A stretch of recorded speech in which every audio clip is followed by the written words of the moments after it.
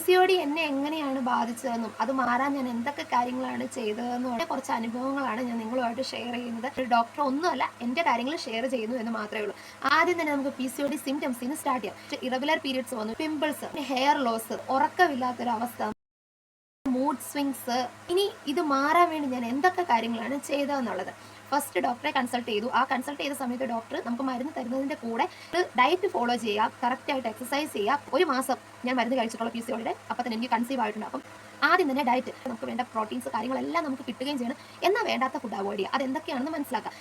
First one, carbohydrate. ഇപ്പം എന്നും കഴിച്ചുകൊണ്ടിരിക്കുന്ന ഒരു ഫുഡ് നമ്മൾ പെട്ടെന്ന് ഒരു ദിവസം അവോയ്ഡ് ചെയ്യുമ്പോൾ നമുക്ക് അത് നെഗറ്റീവായിട്ട് ബാധിക്കും. അതുകൊണ്ട് അങ്ങനെ ചെയ്യാതെ ഗ്രാജുവലി പതുക്കെ നമ്മളത് കുറച്ച് കൊണ്ടുവരിക.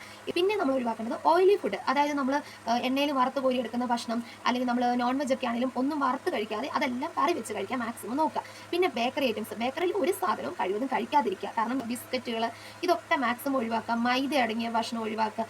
ചോക്ലേറ്റ്സ്, ഷുഗർ ഇല്ലാത്ത ചായയും കാപ്പിയൊക്കെ കുടിക്കുക.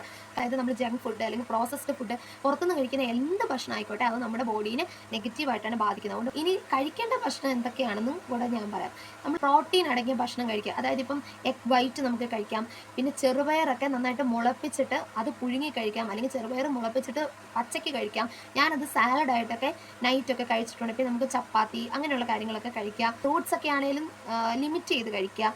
വെജിറ്റബിൾസ് ധാരാളം കഴിക്കുക. നല്ല രീതിയിൽ വെള്ളം കുടിക്കുക. ഇതൊക്കെയാണ് നമ്മൾ ചെയ്യേണ്ട കാര്യങ്ങൾ. നമ്മുടെ വെയിറ്റ് ഒന്ന് ബാലൻസ് ചെയ്യാം. എനിക്ക് PCOD ഉണ്ടായിരുന്ന സമയത്ത് 54 എൻ്റെ വെയിറ്റ് എന്ന് പറയുന്നത്. അപ്പോൾ ഡോക്ടർ എനിക്കൊരു 3 to 4 months എന്നോട് പറഞ്ഞു അത്രയും ടൈം എടുക്കും PCOD മാറി കൺസീവ് ആകാമെന്ന് പറഞ്ഞു വിട്ടു. ഇത്രയും കാര്യങ്ങൾ ഫോളോ ചെയ്തതിന് ശേഷം, അതായത് ഒറ്റ മാസം കൊണ്ട് 3 കിലോ കുറച്ച് എനിക്ക് 51 കിലോ വെയിറ്റ് വന്നു. ഞാൻ കൺസീവായി. നടക്കുക, കുറച്ച് എക്സസൈസുകളൊക്കെ ചെയ്യുക, ഈ ഒരു ഡയറ്റ് ഫോളോ ചെയ്യുക, നമ്മുടെ വെയിറ്റ് എപ്പോഴും ബാലൻസ് ചെയ്യുക. അതായത് വെയിറ്റ് കുറയ്ക്കുക. ചില ആൾക്കാർക്കൊരു ധാരണ ഉണ്ടാവും, നമ്മുടെ വെയിറ്റ് ഇപ്പോൾ എനിക്ക് വെയിറ്റ് കുറവാണ്, എനിക്ക് 45 കിലോയെ വെയിറ്റ് ഉള്ളൂ, പക്ഷേ ഞാൻ ഇതിലും വെയിറ്റ് കുറച്ചാൽ എനിക്കത് കൊള്ളത്തില്ലല്ലോ. അപ്പോൾ അങ്ങനെയുള്ള ആൾക്കാർ എന്താ ചെയ്യുക, ഈ ഒരു ഡയറ്റ് ഫോളോ ചെയ്യുന്നതിനോട് പ്രോട്ടീൻ അടങ്ങിയ ഭക്ഷണവും കൂടെ കഴിച്ചു പോവുകയാണെന്നുണ്ടെങ്കിൽ നല്ല റിസൾട്ട് കിട്ടും.